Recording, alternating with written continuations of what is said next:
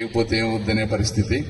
కాబట్టి ఒక అరాచక శక్తి వస్తే ఎంత నష్టం జరుగుతుందో మీరు అందరూ చూసుంటారు.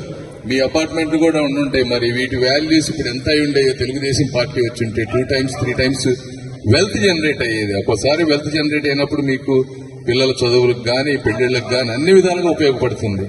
కాబట్టి నా ఒక్క ఓటు వల్ల ఏమి జరుగుద్ది అంటే మీ వెల్త్ కూడా సగానికి సగం అయ్యేటువంటి పరిస్థితి ఈ రోజున.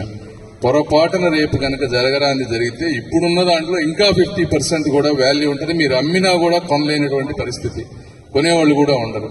కాబట్టి అందరూ చైతన్యవంతులు కండి.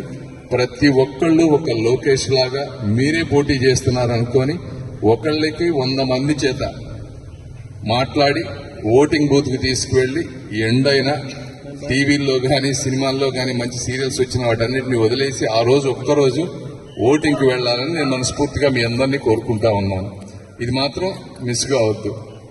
సరే, మా పరంగా మేము కొద్దిగా లేట్ అయినా కూడా డెఫినెట్ గా ఈ ప్రాంతానికి ఏమి చేయాలో ఎంత చేయాలో నిరంతరం కష్టపడి ఇండస్ట్రీస్ కానీ ఇంకోటి కానీ తీసుకొచ్చే ప్లాన్ చేస్తాం.